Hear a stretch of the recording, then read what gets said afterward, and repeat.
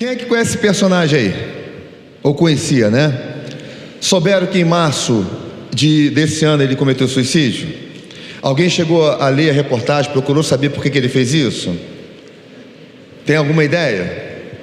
Esse camarada aqui, famosíssimo, já escutei o som que ele produzia, né?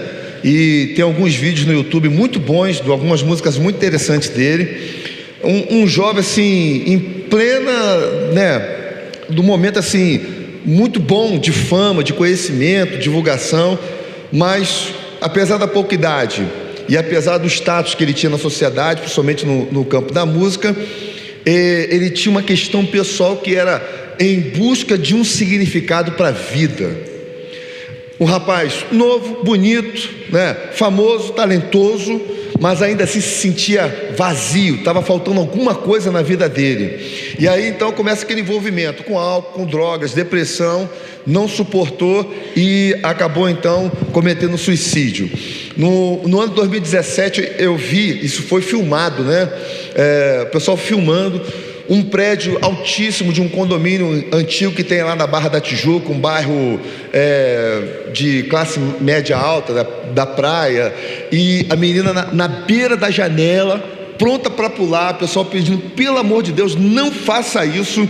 Ela foi, se jogou do 12º andar, isso foi filmado, mandaram para mim, para que eu pudesse ver isso, até porque eu trabalho com essas questões, falo sobre isso, e teve na ocasião muitos outros casos. E aí você pega alguns dados da Organização Mundial de Saúde, o que você vai encontrar lá? É um destaque com relação, são mais de 800 mil mortes por ano em relação ao suicídio, mais de 800 mil. Em dados oficiais, 800 e poucas mil mortes por ano no mundo, sendo que já acredito que isso já passou há muito tempo em mais de 1 milhão de pessoas. É a segunda maior causa de morte entre os jovens, na faixa etária de 15 a 29 anos de idade. É uma coisa assim absurda. Outra coisa que é destacada aqui, a cada 40 segundos no mundo, uma pessoa morre por suicídio. E a cada 3 segundos existe uma tentativa de suicídio. Então, pensa bem aqui, em questão de 1 minuto, quantas pessoas tentaram se matar no mundo? É uma coisa assim, estratosférica, absurda. E vocês terem uma ideia também, para cada suicídio cometido, houve pelo menos 20 tentativas. Não tiveram êxito, não foram, tiveram sucesso naquilo que tentaram, mas acontece isso aí. É uma realidade muito, muito forte, dolorida. Quando a gente vem aqui para o Brasil, entre os jovens, é a 4ª maior causa de morte na juventude, sendo que, se você separar rapazes e moças, você vai ter então 3ª maior causa de morte para os rapazes aqui no Brasil e a 8ª maior causa de morte para as mulheres. Quando você junta os dois, isso se transforma na maior causa de morte entre os jovens no Brasil. Por ano, o que se tem registrado já numa média de longa data, são mais de 11 mil mortes por suicídio aqui no Brasil. Isso dá uma média aí de 32 mortes por dia. Aí aqui vale um parênteses, né? Esses dados são os dados oficiais, mas quem trabalha nessa área, né, principalmente o pessoal da área psiquiátrica, eles entendem que, primeiro, que os dados ainda não são tão precisos, por causa dos problemas de subnotificações referentes a esses dados aí. E outra coisa, eles acreditam que é pelo menos de 3 ou 4 vezes mais do que está sendo publicado.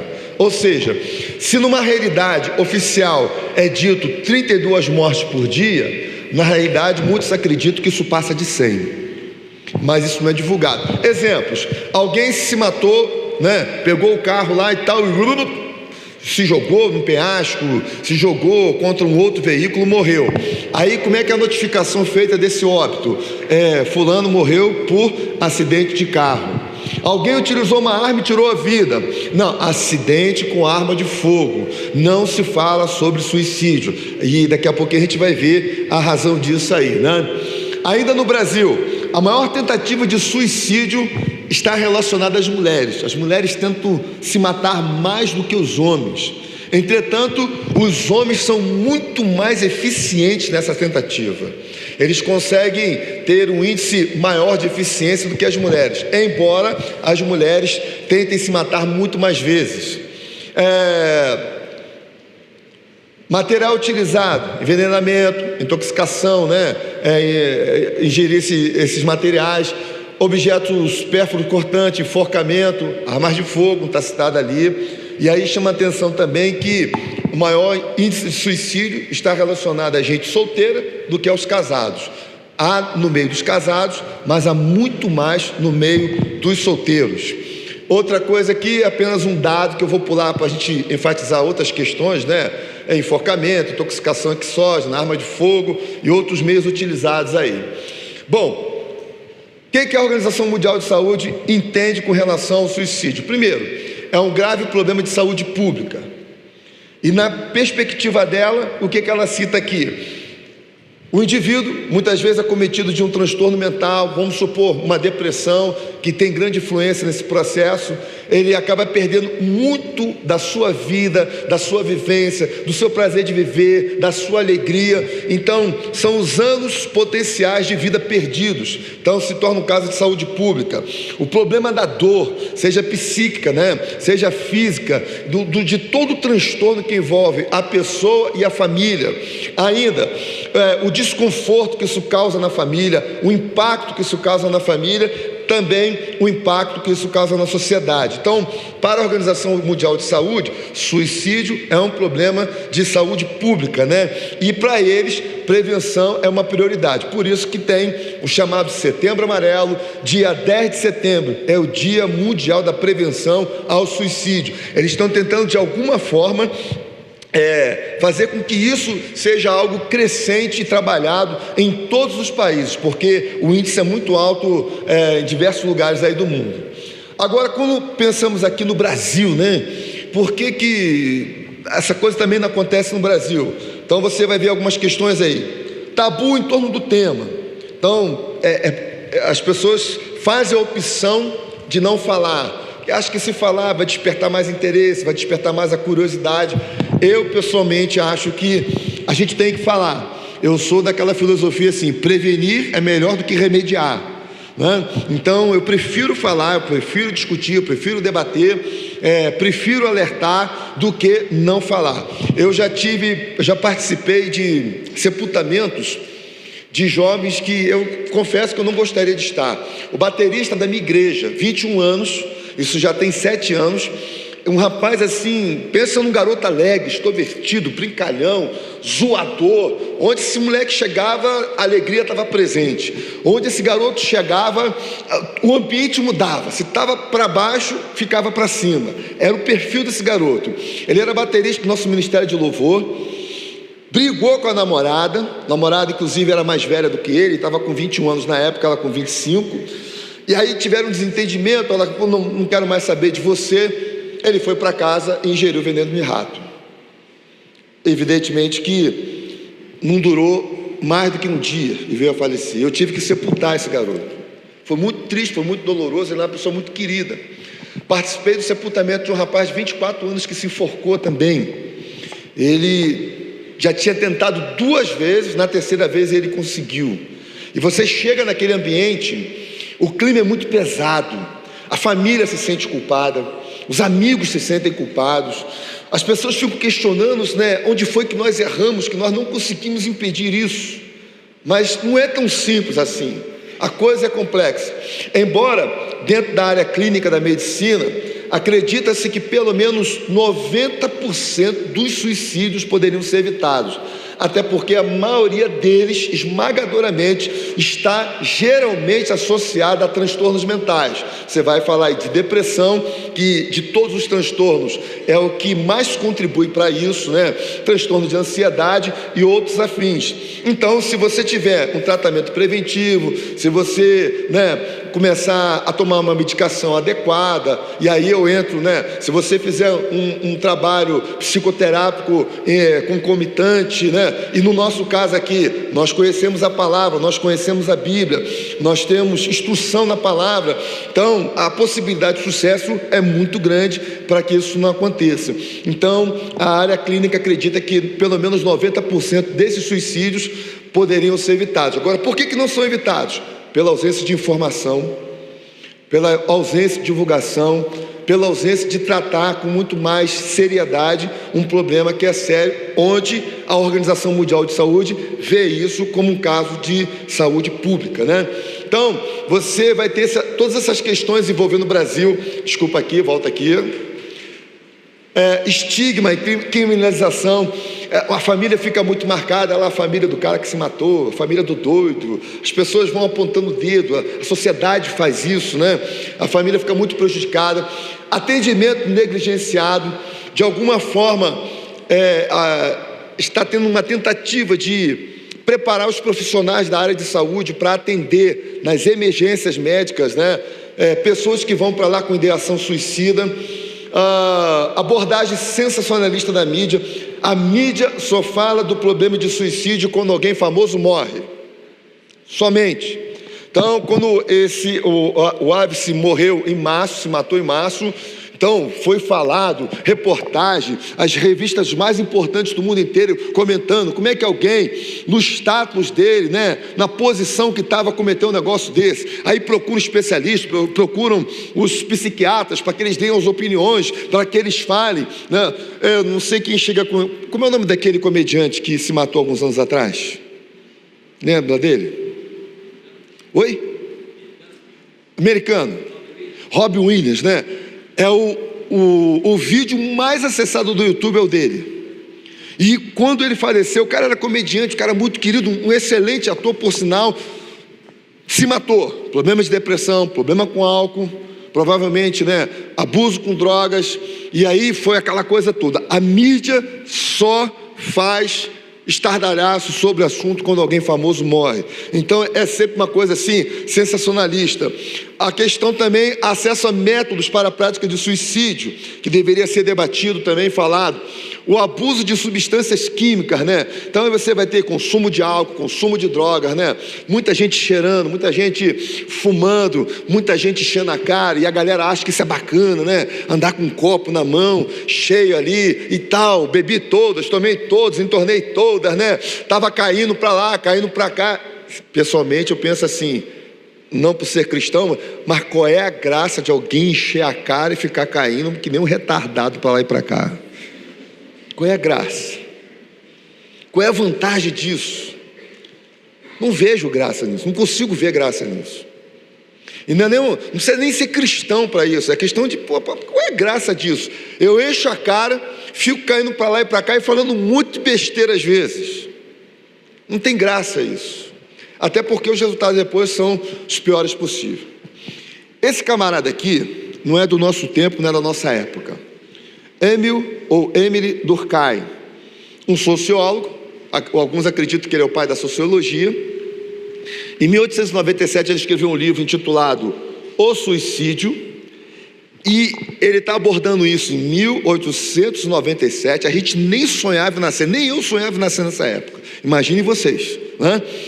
Então, esse camarada aqui, ele entendeu o seguinte, sociologicamente, ó. O indivíduo se mata para parar de sofrer. Repete isso aí, vamos lá, todo mundo, ó. Ele era filósofo, considerado o pai da sociologia. Ele percebeu esse fenômeno na sociedade, fez uma avaliação, né? Então, ele olhando a questão mais como um fato social do que como uma questão subjetiva do indivíduo. E aí ele desenvolveu uma teoria, né, onde ele entendia que haviam 4 tipos de suicídio: o suicídio denominado egoísta, o suicídio denominado altruísta, o suicídio denominado anômico e o suicídio denominado fatalista. E o que seria isso aí? Na perspectiva do suicídio Na perspectiva do suicídio egoísta, ele fala sobre assim, o problema de integração social. O indivíduo tem baixa integração social, dificuldade de se relacionar com a família, dificuldade de se relacionar com amigos, dificuldade de se relacionar com o grupo social ao qual ele estava inserido. E ele entendia naquela época que a família, e no caso a igreja, eram elementos integradores e que poderiam contribuir muito para fazer esse processo de integração e diminuir essa dor que o indivíduo estava sentindo. Quando se trata da questão do altruísmo aqui, ele já está falando do caminho oposto, elevada integração social. Trazendo para os nossos dias, terrorista, setembro de 2001, 11 de setembro de 2001, o que aconteceu? Quem é que lembra de história aí? Talvez alguns não fossem nascidos, não, eram nascidos aqui, né? Todo mundo, né? Setembro de 2001, não, tu não era nascido não, cara? Tu já era nascido? E tu era nascido? Mas vamos lá, quem é que sabe o que aconteceu dia 11 de setembro de 2001? As Torres Gêmeas, né? Os caras foram lá e jogaram avião lá. Na cabeça de Durkheim, esse é um tipo de suicídio altruísta. Por quê? O terrorista fez aquilo que o grupo dele esperava que ele fizesse. Então eles fizeram exatamente aquilo, se mataram em nome da causa. Se está certo e errado é outra história, né? Mas só analisando o fenômeno. Vou pular aqui, venho para o fatalista. Elevada regulação social. Então, muita regra, muita lei, muita cobrança, muita exigência. Isso pode acontecer em espaços familiares. Às vezes os pais colocam essa pressão sobre os filhos, ou a própria pessoa, ela se cobra demais também. Então ele relatou isso aí. E o anômico se relaciona exatamente à ausência de normas, à ausência de leis, e eu diria assim, traduzindo as palavras deles, a ausência de valores. No finalzinho vou enfatizar mais sobre isso aí. Isso é só para a gente se situar aqui. Então, o que é suicídio? É a junção de duas palavras latinas, né? Sui, caedere. Sui quer dizer si mesmo e caedere quer dizer ação de matar. Então, ato que consiste em pôr intencionalmente fim à própria vida. Isso é suicídio, ou o próprio autoextermínio. Esse camarada aqui é um psiquiatra, Neuri Botega, 2018, quando houve o caso do ápice, foram chamá-lo, entrevistaram, perguntaram como é que era esse problema, por que isso acontecia, queriam saber e tal, e ele diz o seguinte, suicídio é muitas vezes visto como uma única saída para cessar uma dor insuportável e que a pessoa acha que nunca vai terminar. Ela está com a dor e acha que nunca vai conseguir se livrar dessa dor. Quando a gente traz para o campo teológico, a gente diz assim, é uma dor na alma. A alma está sofrendo, a alma está tomada por uma dor que ela não consegue suportar. Quando a gente traz para o campo da psicologia, a gente diz assim, é uma dor psíquica insuportável, ou uma angústia insuportável. E o indivíduo está tão tomado com essa angústia, com essa dor, e ele tenta de alguma forma se livrar dela e não consegue. Então ele pensa o seguinte, a única saída que eu tenho para que eu consiga me livrar dessa dor e dessa angústia é me matando. Só que ele vai avisando isso, se o socorro não chega, ele se mata. Vale ressaltar aqui, nenhum suicida de fato quer morrer. Diga isso para quem está do seu lado aí, nenhum suicida de fato quer morrer. Então, acredito nisso. Não, ele quer morrer. Não quer. Ele está simplesmente desesperadamente pedindo socorro. Porque no caso do suicida, envolve muitas vezes, na maioria dos casos, depressão, desesperança e desamparo. E ele está precisando de amparo, alguém que injete na vida dele esperança, para que o desespero não prevaleça.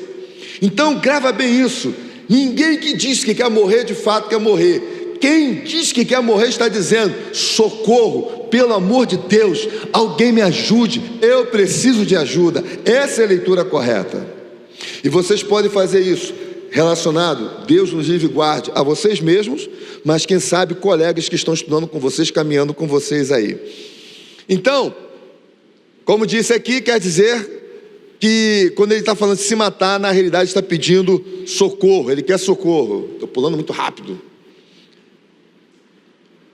Processo. Primeiro surge a chamada ideação suicida, o pensamento sobre morte ou pensamento da morte, né? Depois isso pode evoluir para um plano suicida, como eu vou fazer esse negócio? Ou então, nesse meio caminho, pode haver um impulso suicida, simplesmente não há nenhum planejamento, a pessoa simplesmente vai lá e executa. E no final das contas, vem a tentativa, que pode ser bem sucedida ou mal sucedida. Então, em geral, o processo é uma ideação, dependendo da intensidade, vai para um plano, e aí vem a ação propriamente dita. Então, quando chega na ideação, alguém falou, pô, estou pensando em me matar, já ligue a antena. Não ignore. Já chega lá junto. Eu vou mostrar algumas coisas para vocês aqui. Olha, por que você falou isso? Ela, na realidade, não vai saber dizer, talvez, para você, mas ela já está dizendo assim, ó, você pode me ajudar? É isso que ela está querendo dizer. Alguns fatores de risco para o suicídio. Transtornos mentais são os campeões. Mais de 80% dos casos relacionados ao suicídio tem a ver com transtorno mental. Dentre os transtornos mentais, o grande problema, esmagadoramente, é a depressão. Então, depressão tem tratamento. Quem sofre depressão tem que procurar um atendimento clínico, psicoterápico, tem que pedir ajuda, né? E na realidade, muitas vezes o depressivo ele precisa até ser carregado, porque na depressão envolve aí tristeza, desânimo, isolamento, ideação suicida, falta de apetite, diminuição da libido, do desejo sexual, um monte de coisa envolvida. E às vezes a gente tem que carregar mesmo, não, vamos lá, você tem que ir, porque se depender dele, ele não vai, ele vai ficar encarcerado, vai ficar mergulhado lá na sua escuridão. Questões sociodemográficas que tem a ver com perda de emprego, tá? Questões psicológicas, vou citar um exemplo aqui, um casamento que acabou, a perda de um parente muito querido ou de um amigo, e condições clínicas incapacitantes, às vezes um acidente de automóvel que traz uma nova condição de vida, e a pessoa, ela sobrevive à tragédia, mas ela não consegue sobreviver à lembrança dela. Então, muita gente, às vezes, sobrevive a uma tragédia, mas não consegue viver a lembrança daquela tragédia. Ok? Vamos em frente aqui. Agora, chama-se atenção para os principais fatores de riscos relacionados ao suicídio. O histórico de tentativa de suicídio, seja na família ou seja do indivíduo. Então, participei de sepultamento de um rapaz de 24 anos de idade que ele tentou por 3 vezes, na terceira vez ele conseguiu. Então o histórico é algo preocupante e precisamos avaliar. A questão do transtorno mental, que segundo a parte clínica, né, é 90% responsável por ideação suicida. Isso aqui eu não vou ler, mas essa informação vai ficar aí, depois se vocês quiserem baixar, copiar, né? Isso é disponibilizado inclusive dentro do site da igreja, você pega lá, esses detalhes aqui tem tudo a ver com aquele resumozinho lá, sobre transtorno mental, fatores sociodemográficos, psicológicos, por aí vai. Então, você vem aqui, alcoolismo, doença psiquiátrica, são muitas informações aqui, eu quero enfatizar outras coisas aqui pra gente, tá? Agora, frases de alerta, como é que eu posso identificar que alguém está querendo se matar? Primeira frase que diz assim, ó, eu preferi estar morto. Às vezes, a gente pensa assim, pô, fulano só pode estar brincando, né? Não, ele está começando a falar muito sério. E é nessa hora que a gente tem que intervir. Por que você está falando isso? O que está passando pela sua cabeça para você dizer uma coisa como essa? É a oportunidade, quem sabe, de salvá-lo. Eu não posso fazer nada. Sentimento de incapacidade em face à angústia que ele está sentindo. Eu não aguento mais. Essa aqui é o concurso. Eu escuto isso constantemente. Eu não aguento mais. Já fiz uma mensagem titulada Eu não aguento mais. Mas evidentemente para trazer uma resposta que Deus sempre tem para a nossa vida. Amém? Sempre tem. Outra. Eu sou um peso na vida de outros. Gente que acha que por ele ser o que ele é, ele está pesado na vida do pai, está pesado na vida da mãe, está pesado na vida dos irmãos, está pesado na vida dos amigos, e ele vai assumindo isso. Eu sou um fracassado. Eu fico pensando assim, o que leva, por exemplo, um adolescente que está começando a viver, pensar que ele é um fracassado? Como é que pode isso? Quantos anos você acha que eu tenho? Uns 40? Pô, cara, tá bacana, hein? Quantos anos você acha que eu tenho? Arrisca. Fala você. Fala você. Ninguém sabe. Arrisca aí, vai. Ela olhou para você. Eu falei com ela, olhou para você. Fala. 48. E você? Hã? Quanto? 42. 54, ele já sabe. 53. Sou filho adotado, criado numa família pobre, tinha tudo para dar errado, dei certo. Ontem, conversava com a minha esposa, com a Claudinha, onde é que Deus nos colocou, né? Quando a gente olha para trás da nossa vida, caramba, onde é que a gente foi parar? Então assim, com 53 anos, me aposentei, tem 6 anos que eu estou aposentado, era militar, sou formado em teologia, tenho formação psicanalítica e falei o seguinte, vou continuar estudando, estou fazendo psicologia, para o reino, para ajudar as pessoas, para estar mais capacitado. Então, saía 5 horas da manhã de casa sozinho, com 15 anos de idade, andava quase 2 quilômetros para pegar uma condução, porque não tinha dinheiro para passagem. Fiz a dieta do ovo. Vocês conhecem a dieta do ovo? É só ovo, entendeu? É ovo frito, é ovo cozido, é ovo com chuchu. Eu detestava ovo com chuchu, né? Não tinha dinheiro, meu pai não tinha dinheiro para comprar carne. Aí a gente vai olhando, lá na frente eu vou destacar um pouquinho isso. Por que um adolescente vai pensar que é um fracassado, está começando a viver agora? Quantos anos você tem? 17. E você? 17 também? Aqui é a aula dos 17? Tu tem cara de 14. 15. 13. Quase que eu acertei. 13. Vocês não podem pensar que são fracassados. Vocês estão começando a viver agora. Vocês não sabem o que é vida. Então é preocupante numa fase que nós temos que estar pensando em alegria, em prazer, em projeto, em sonhar. Como é que vamos pensar em morte? Como é que vamos imaginar que a vida não tem mais jeito? Eu sou um fracassado. Não pode, não é idade para isso. Outra frase, todos serão mais felizes com a minha partida. É alguém que está se sentindo pesado naquele ambiente. Eu acho que tem mais frases aqui, deixa eu ver. Tá, tem aqui. Ideias equivocadas com relação ao suicídio. Primeiro, se eu perguntar sobre suicídio, poderia induzir a pessoa a isso? Negativo, pelo contrário. Se você pescou algo no ar, percebeu que tem alguma coisa estranha, pergunte. Por quê? A questão não é perguntar, é como a gente pergunta. Então, grava isso. Eu tenho que aprender a ouvir, acolher e cuidar. Repete após mim. Ouvir, acolher e cuidar. Nunca julgar. Não julguem. Nosso papel não é de julgamento. É ouvir, acolher e cuidar. Quando eu faço uma pergunta como essa, eu estou dizendo que eu estou disposto a ouvir. Quando eu faço uma pergunta como essa, eu estou dizendo que eu estou disposto a acolher. Quando eu faço uma pergunta como essa, eu estou dizendo que eu estou disposto a cuidar e também não julgar. Porque cada história é uma história. Cada vida é uma vida. Outra questão aqui. Ele está ameaçando suicídio apenas para manipular. Não. Ele está falando de suicídio porque ele está com uma dor, ele está com uma angústia insuportável. Tem que ser levado a sério.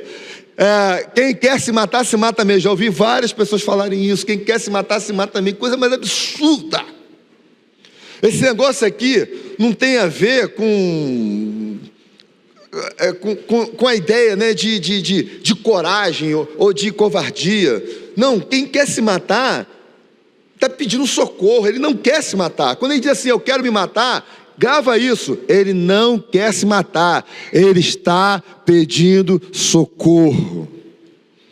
A outra colocação, quem quer se matar não avisa, avisa sim, e avisa muito. O suicídio é um ato de covardia ou de coragem, não tem nada a ver, é apenas alguém que está com uma angústia insuportável e que está pedindo socorro. Estou enfatizando isso para que a gente não se esqueça. Isso não tem nada a ver com coragem, isso não tem nada a ver com covardia, isso tem a ver com dor, com angústia. Essa que é a questão. Outra frase que eu já ouvi muitas vezes, que eu acho que é absurda, é: a pessoa conta a história dela, conta o drama dela, fala da dor dela, aí alguém vai lá e diz assim: no seu lugar eu me mataria mesmo. É que nem o cara que está lá no alto do prédio, como já aconteceu várias vezes aí, o cara ameaçando pular, e o pessoal: pula mesmo, é isso aí. O cara pula. Entendeu? Então não pode ter essas coisas aí. Vamos lá em frente. Como eu falei para vocês, né? Tem que ter empatia. O que é empatia? Sentir com, e literalmente a palavra empatia quer dizer sentir dentro. É como se o fulano está aqui, compartilhando a dor dele, o sentimento dele, eu me coloco no lugar dele. Eu tento enxergar da perspectiva dele. Por que esse camarada está vivendo o que está vivendo? Por que ele está sentindo o que ele está sentindo? Eu vou lá para o lugar dele. Como é que eu demonstro isso? Com acolhimento, ouvindo sem julgar, não é isso? E cuidando. Eu mostro preocupação, eu mostro afeição, eu focalizo o sentimento da pessoa sem pressa, sem interrupções, né? E acima de tudo, sigilo. Não vou contar para a turma, não tem que contar para a turma. Às vezes na igreja, né, acontece em outros arraiais, eu não sei como é que é aqui, mas eu sei que aqui é um ambiente muito saudável. A pessoa assim: eu vou compartilhar com fulano de tal para orar. Mas ele não está compartilhando para que seja orado, ele está fofocando mesmo. E a gente não pode, tem coisas que a gente tem que ouvir, não é conosco aqui. Não está na minha alçada, não está na minha capacitação. Vou procurar alguém que de fato possa ajudar. Mas não vou ignorar a circunstância e a situação, ok? Quem está habilitado para ajudar? Profissionais que sejam capacitados, que sejam empáticos. Eu digo profissionais aqui, mas inclui a gente também. Existe um problema muito sério denominado despersonalização e desumanização. A desumanização é a maneira fria e frívola com a qual eu trato meu semelhante. Eu trato ele como se fosse uma caixa de som, eu trato ele como se fosse uma cadeira, eu trato ele como qualquer outra coisa, menos como alguém que é gente. Desumanizou. A despersonalização tem a ver com o próprio indivíduo, que nem ele mais consegue se enxergar como um ser humano. E a nossa sociedade está extremamente afetada por essas características. E aí, isso tudo entra de maneira contrária àquilo que Jesus nos ensinou. Nisto todos saberão que sois meus discípulos, se tiverdes amor uns pelos outros. Repete após mim aí, após mim. Nisto saberão todos que sois meus discípulos, se vocês tiverem amor uns pelos outros. E o amor que Jesus diz assim, que vocês se amem como eu amei a cada um de vocês. É outro nível, é outro padrão. E nós temos que alimentar isso na vida. Clinicamente, tem as chamadas RAPs, que são as redes de atenção psicossocial. Você pode encaminhar essas pessoas para lá. Eu não sei se aqui em Cascavel tem, né? Tem, vocês sabem dizer se tem? Tem, né? As redes são formadas pelos centros de atenção psicossocial, chamadas CAPs, os ambulatórios e as unidades básicas de saúde, né? Na igreja tem bastante médico, inclusive tem 2 ali, né, que eu sei, né? Então pergunta para eles aí como é que é esse negócio, que eles vão poder informar vocês a respeito disso. Mas pode encaminhar para lá. Isso aqui é muito legal. Eu nem sabia da existência disso. É o chamado Centro de Valorização da Vida, o CCV. É mais velho do que eu. É desde 1962 que isso atua como socorro imediato para pessoas com ideação suicida. Você liga lá para 188, Não é que do outro lado tem lá psicólogos, psicoterapeutas, né? Psicanalistas, psiquiatras. Não, tem pessoas que estão com os ouvidos prontos para ouvir. Inclusive, qualquer um de vocês pode participar disso. E como é que é o atendimento? Você entra em contato com eles, eles vão orientá-los, eles vão instruí-los, e vocês podem fazer isso em casa, né? Você pode atender, né? Você abre lá o teu notebook, faz o atendimento pelo Skype ou por telefone. Você não precisa ir onde a pessoa está. É aquele socorro de desafogo. Ela precisa falar com alguém, não tem ninguém, liga para 188 e assim, você está aqui em Cascavel, mas você pode atender alguém de Manaus, você pode atender alguém de Porto Velho. É um trabalho muito legal. Eu estive num fórum com eles no Ministério Público do Rio de Janeiro, junto também com o repórter da Globo, André Trigueiro, que ele desde 1999 ele atua nessa área, transmitindo informações sobre isso, e o trabalho deles é muito fantástico. Você pode ser um voluntário lá, né, e contribuir para isso também. Eu entendo isso como um trabalho do reino. Então você ouve lá, você vai estar ajudando alguém, tá? Pode divulgar esse número aí que é muito importante, 188. O que mais? E aqui eu quero então fazer algumas considerações para a gente aqui, em termos de palavra a respeito disso aí. Primeiro, a questão do suicídio anômico, que Durkheim tratava lá em 1897 como ausência de normas. Eu diria assim, ausência de valores. A nossa geração é aquela geração de Isaías, capítulo 5, versículo 20. Quando Deus diz assim, ai daqueles que chamam ao bem de mal, ao mal de bem, ao amargo de doce, ao doce de amargo. A nossa sociedade hoje vive esse conflito de ausência de valores.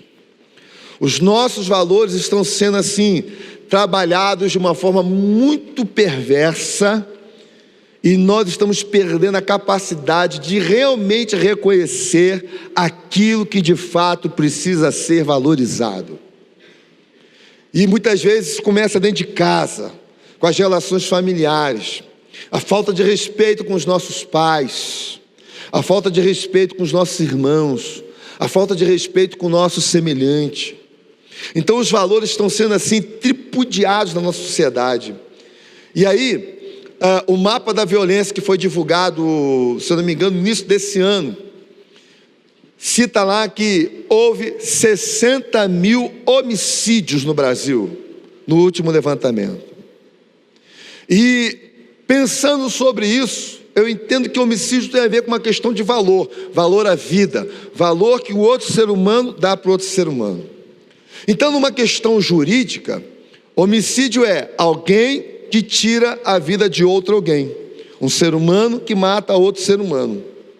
E eu tentando assim, pensando numa questão teológica, sociológica, psicológica, eu acho que o homicídio ele vai além de simplesmente alguém matar outro alguém.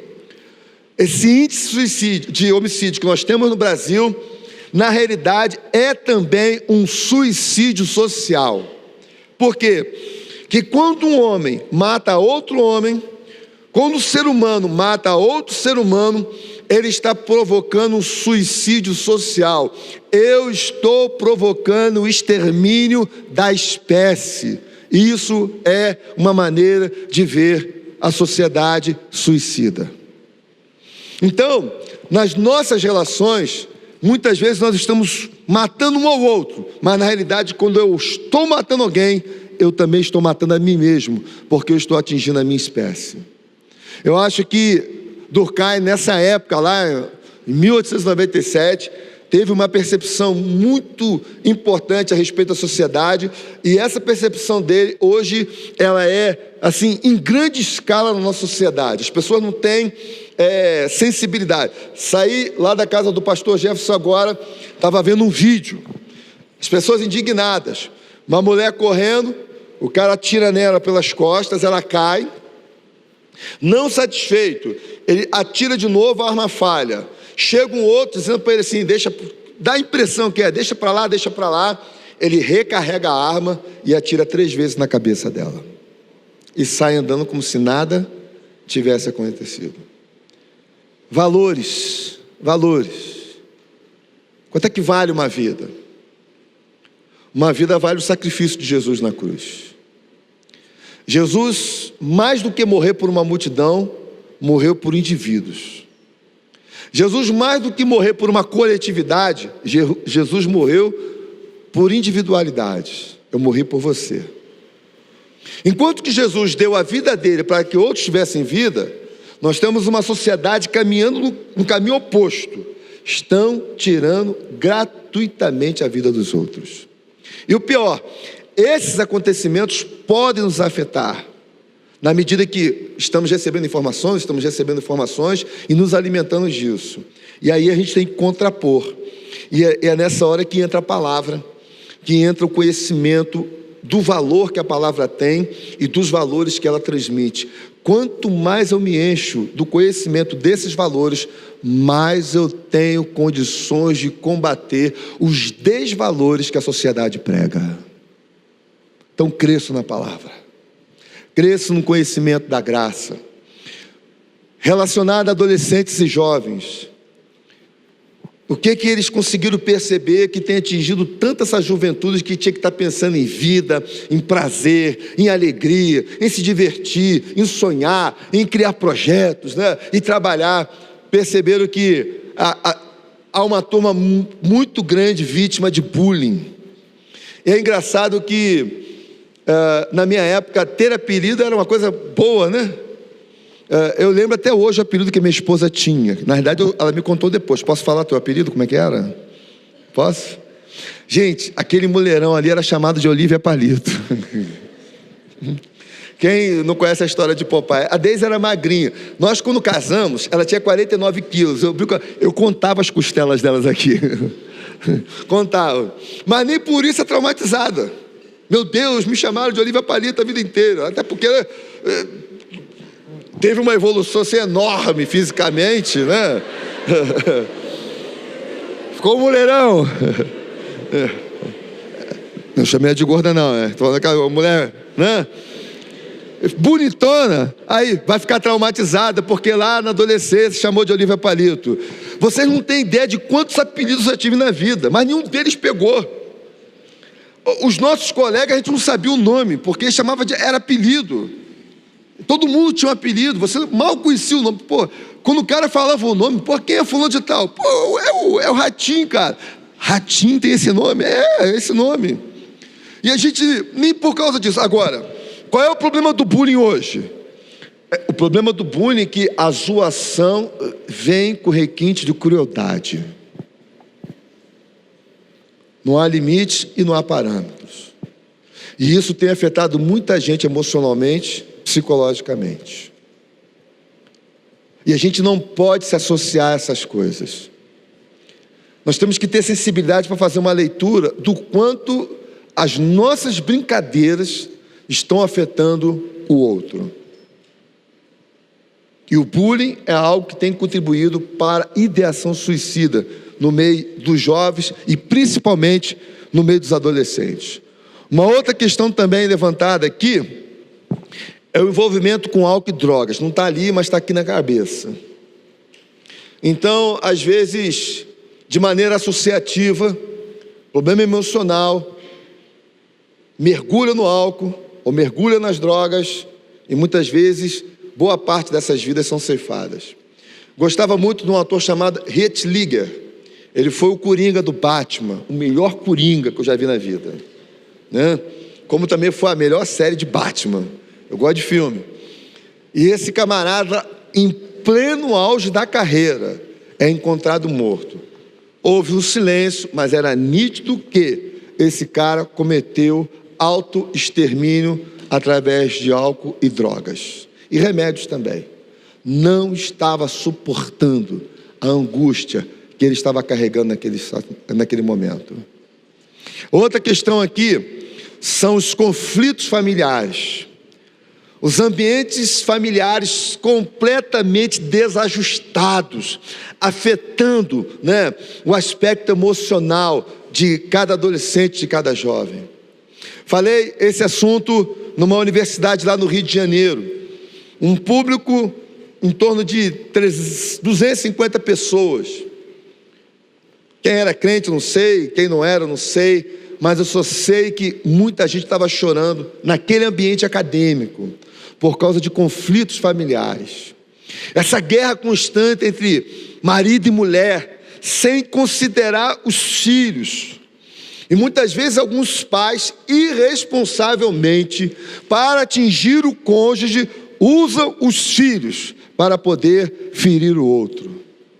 Então nós precisamos trabalhar para construir ambientes melhores, lares melhores, entender que lar tem que ser aquele lugar que eu tenho o prazer de estar aqui, eu gosto de estar aqui.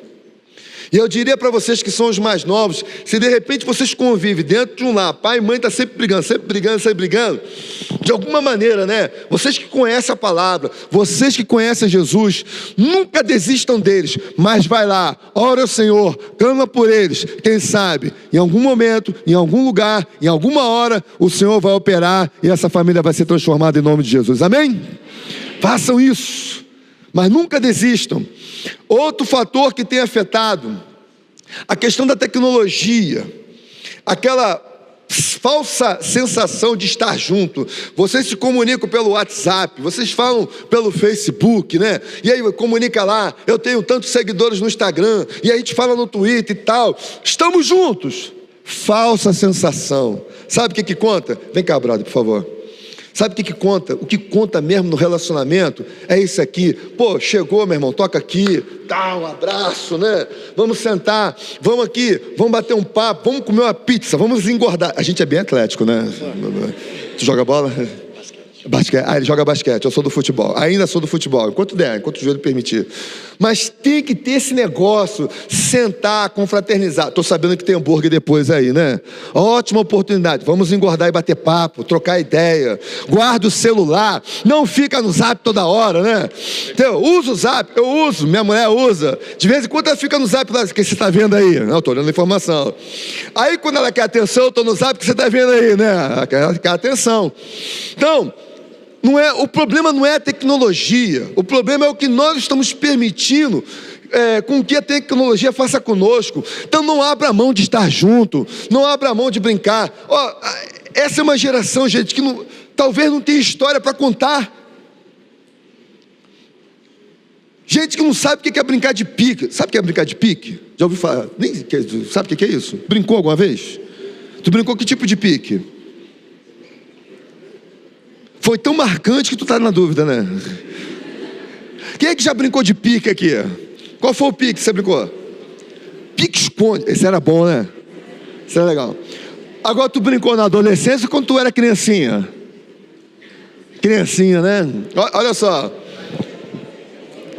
Quem é que sabe o que é pique bandeira? Oh, que coisa boa, né? Era legal colar o adversário do outro lado, não era? Vamos ver aqui. Pique bandeira. Piquetar, não conhece piquetar?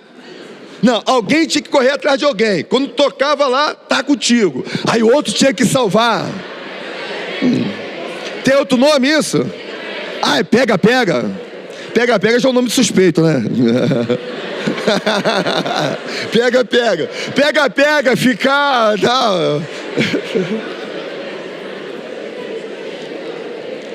Tem mais pique nesse negócio aí. Quem é que já jogou queimado na vida?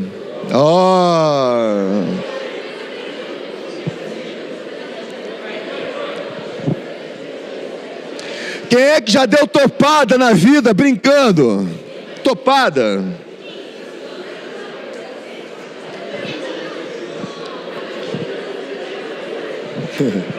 Preste atenção agora aqui, ó. Olha só.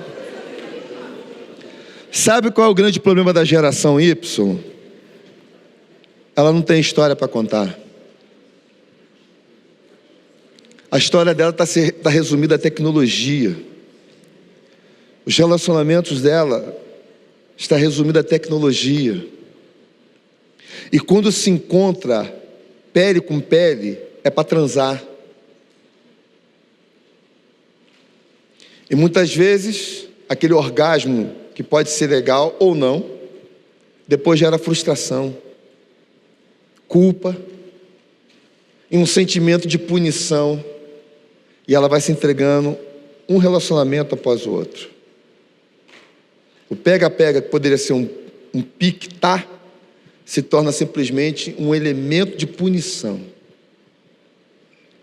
Uma geração assim tão complexada, cheia de complexo de inferioridade, e que acha que vai ser reconhecida porque tem o melhor aparelho telefônico, seja um iPhone, seja um S9 desse da vida, ou porque está calçando um tênis de marca, usando uma roupa de marca, ou porque aquela garotinha, passa e todos os garotos olham e ficam tarados por ela, ou então porque ele é o pegador de todas, status.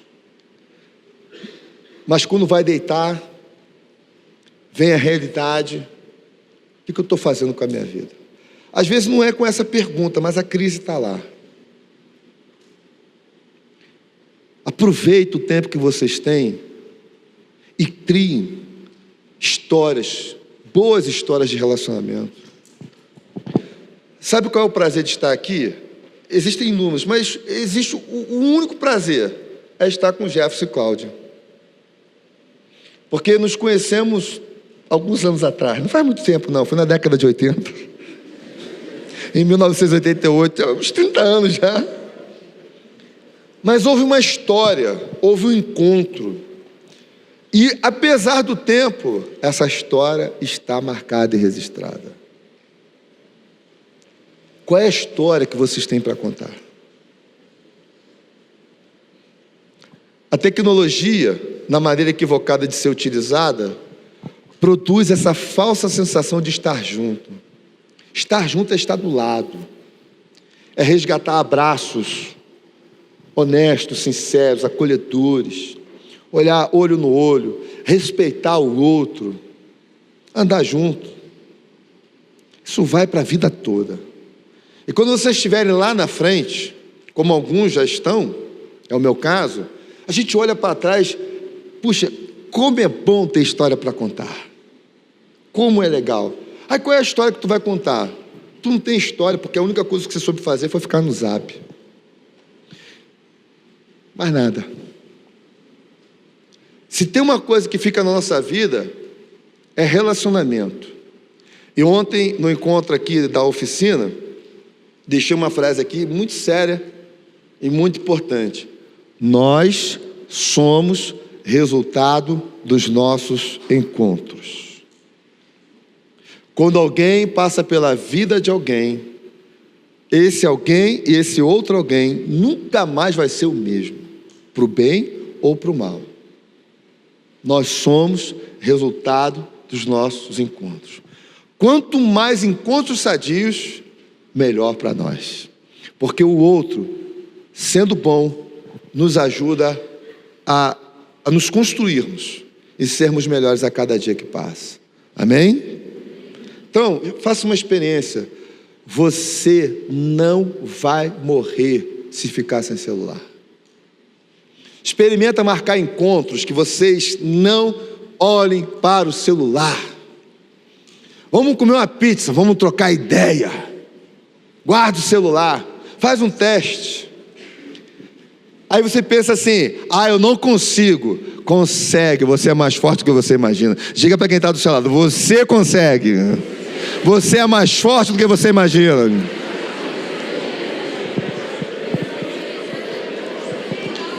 Diga para quem está do seu lado assim, vamos ter história para contar. Fala aí.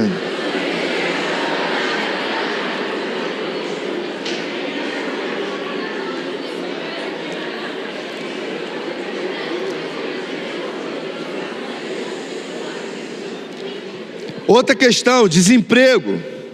Atinge já não tanto os adolescentes, mas uma classe mais madura dentro dessa faixa etária aí. Crise sempre houve, sempre haverá.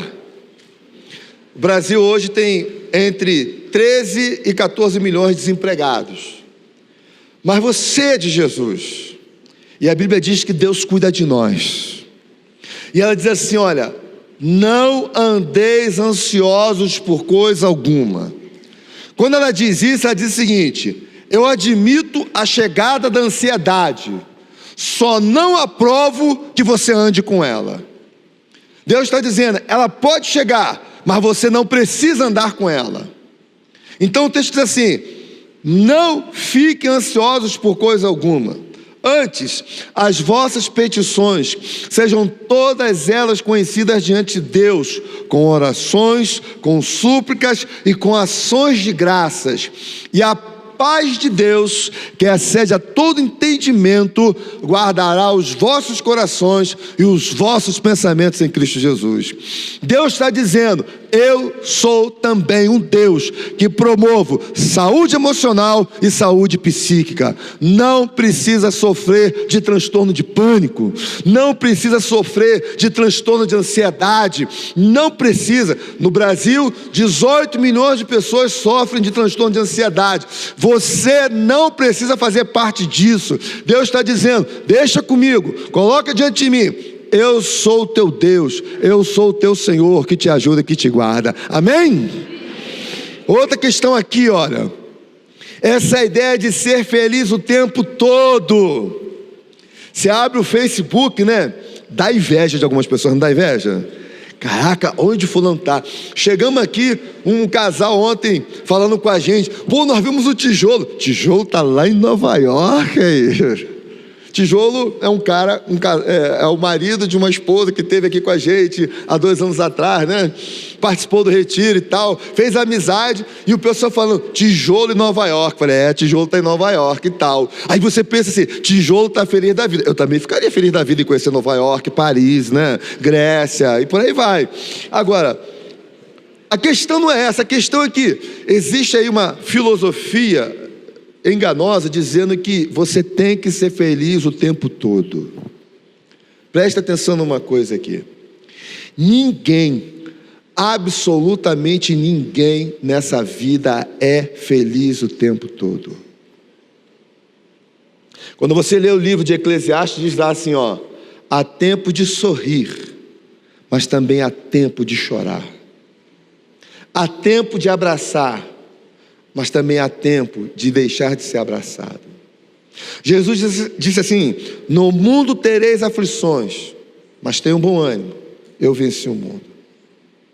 Então aprendam isso, ninguém é feliz o tempo todo. Tem hora que a gente sofre, tem hora que nós choramos, tem hora que a dor vem mesmo, e isso independe se você é de Deus ou não, isso é para todo mundo. A questão é como nós lidamos com esses momentos de dores e de angústia. Ano passado eu quase morri, mas não morri, senão não estaria aqui. Sofri pra caramba. Minha sogra, que é praticamente uma mãe, mandava mensagem para mim assim, meu filho, né? Deus não vai deixar você sofrer, Deus não vai deixar você sentir dor. E o que eu tinha? Dor e sofrimento. Mas é coração de mãe. A mãe não gosta de ver os filhos sofrerem, porque se os filhos sofrerem, elas sofrem. Então, é melhor que os filhos não sofram, porque eu não sofro também. É o desespero, mas não adianta. Na vida isso acontece. Ninguém é feliz o tempo todo, mesmo sendo de Jesus. Agora, o que acontece? Essa geração não é acostumada com dor. E quando vem a dor, ela quica. Eu não estou preparado para isso. Mas olha, quando Deus permite que a dor chegue na nossa vida, Ele também permite que a graça venha sobre nós. Paulo fala lá em Coríntios 9 que ele estava com dor, e o negócio era sério. E ele disse que orou para Deus livrar, e falou, não filho, tu vai ficar com essa dor aí. Tu vai ter que segurar esse tranco. Olha só, tu não vai segurar sozinho não, eu vou te dar graça. Porque a minha graça, né, a minha força, o meu poder se aperfeiçoa na sua fraqueza. Então Deus, quando permite que a dor chegue na nossa vida, Ele também nos dá graça para suportar a dor. O que eu tive foi graça. A dor estava lá, o sofrimento estava lá, a angústia estava lá, mas não faltou graça. E entendam isso, dor faz parte da vida. Diga isso para quem está do outro lado, dor faz parte da vida, mas abundantemente a graça de Deus também. Então tem hora que vocês vão sorrir, vocês vão pular, vocês vão se divertir, vocês vão se alegrar, mas tem hora que vocês vão chorar também. E eu gosto de um texto que diz lá, assim, ó, Salmo 30, verso 5. O choro pode durar uma noite, mas a alegria vem pela manhã. Aí eu, quando leio esse texto, o que Deus está dizendo? Choro faz parte da vida, em algum momento, em algum instante, em alguma hora. Mas Deus não deixa ninguém triste para sempre. Diga isso para quem está do seu lado: Deus não deixa ninguém triste para sempre. Fala de novo agora, você com autoridade, vai lá: Deus não deixa ninguém triste para sempre. Amém? Se vocês entenderem isso, a maneira de encarar a vida vai ser melhor. E vou falar uma outra coisa que não está aqui. A geração Y é a geração que não sabe ouvir não. E isso é culpa dos pais. Houve um tempo aí, principalmente na década de 80, né, que não podia bater no filho porque era crime, não sei o quê, blá, blá, blá. Olha a geração de hoje, olha a quantidade de jovens que estão morrendo nos nossos dias. Nós temos que aprender a ouvir não. Eu cresci ouvindo não. Não é o pai dizer que tem que dizer não por dizer não, é dizer não quando é não. O garoto está lá, olha a comida que a mãe fez. Ah, não quero comer essa comida não. Como assim? Aí a mãe, ao invés de fazer esse indivíduo comer, ah, meu filho, o que você quer? Aí vai lá e faz a comidinha. Gente, nenhum problema a mãe fazer uma comida legal para você de vez em quando. A minha mãe, para variar a dieta, um dia era ovo frito, outro dia era ovo mexido, no outro dia era ovo com chuchu. Eu detestava ovo com chuchu. Só de olhar a panela e ver aquele ovo com chuchu, aquilo era horrível. Mas era o que tinha para comer, tinha que comer. Tinha dia que não tinha nem ovo. Eu adorava comer pão com manteiga, mas nem todo dia dava para comer pão fresco.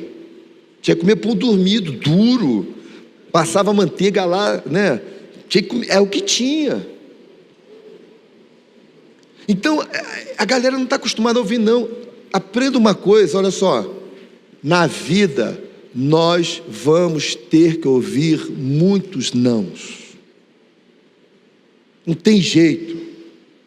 Gostando ou não gostando. E temos que aprender isso desde cedo. Os pais têm que ajudar os filhos a entenderem isso. Estabelecer limites. Evidentemente também dar a eles os direitos, mas estabelecer limites. Porque lá fora, ninguém tem pena de você. Então quando teu pai disser não, obedeça. Quando a mãe disser não, obedeça. Você professa fé em Jesus, entenda, honra teu pai e tua mãe. Filhos, seja obediente a vossos pais. É mandamento.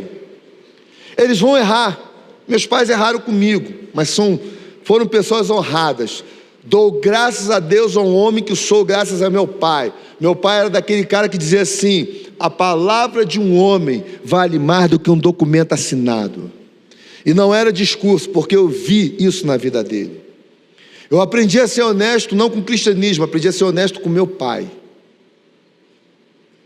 Então entendam que na vida não também faz parte. E você não vai querer se matar por causa disso. Ah, me negaram. Negaram nada. Levante-se e caminhe. A vida continua. Amém? E para a gente fechar, fatores de proteção, bons vínculos afetivos. Um ambiente como esse aqui é super jóia, super legal. Vocês estão inseridos numa igreja muito legal. Então, aproveita ao máximo esses contatos que vocês têm. Cultive amizades. Realmente andem juntos. Respeitem um ao outro. Sejam bons uns para com os outros. Sejam carinhosos uns com os outros. Aproveita mesmo. Porque um dia você vai crescer, você vai casar com alguém, você vai para outro lugar, e muitas vezes nós vamos para outros lugares e não tem ninguém, a não ser quem foi conosco. Aí sabe o que a gente tem que fazer lá? Aquilo que nós aprendemos a fazer e aproveitamos na vida, a gente começa a cativar outros, e a gente traz os outros para junto da gente, e aí vamos viver junto com eles aí. Então aproveita mesmo, crie bons vínculos afetivos. Aos mais novos, respeitem seus pais, tratem com honra, tratem bem. Pode ser que teu pai ou tua mãe não seja o melhor pai ou a melhor mãe do mundo, não importa. A questão não é o que fizeram com você, a questão é o que você vai fazer com tudo isso que produzirem em você. Esse é o segredo. Gente ruim a gente vai encontrar em todo tempo, em todo lugar. Gente querendo o nosso mal, vamos encontrar em todo tempo, em todo lugar. Mas a questão não é o que eles fazem, a questão é como reagem diante do feito deles. Reajam bem, reajam da melhor maneira possível, construam vínculos afetivos, produzam sentimentos de integração. Integração é a capacidade que eu tenho de influenciar alguém e desse alguém me influenciar. Só há integração com influência. Sem influência não há integração. Então influencie da melhor maneira possível. Da melhor maneira possível. Como? Amem. Sejam bons. Mostrem o lado bom da vida. Acho que tem até um filme esse, tem um filme aí, O Lado Bom da Vida. Os dois atores são ótimos. Mas qual é o lado bom da vida? É esse amor que Jesus plantou dentro do nosso coração. Espalha isso, semeia isso, cultiva isso, né? Na sua família, no seu casamento, para quem é casado, nos amigos, nos grupos sociais. E aprendam a vivenciar aquilo que realmente é valoroso. Tem muita coisa aí que o pessoal diz assim, se você falar, careta e tal, não sei o quê, não tem esse negócio de careta não. Lá na frente você vai ver que não é careta. Tem que ter valor. Nosso problema social são ausências de valores. E nós precisamos de valores. E o maior valor é cuidar e preservar alguém. Cuide, ame, abrace, beije, brinque. Deixa o celular um pouquinho de lado. Deixa o tablet um pouquinho de lado. Deixa o computador um pouquinho de lado. Pô, mas eu não tenho, eu queria ter. Rapaz, tu não sabe o livramento que Deus está te dando. Fica tranquilo. E entenda aqui, por mais que as coisas possam dar a impressão que estão se perdendo, Deus está no controle de tudo. Confia, pois, no Senhor e espera nele. Então guarda isso no coração de vocês. E lembre-se, não é tempo de morrer. Ainda não chegou a nossa hora.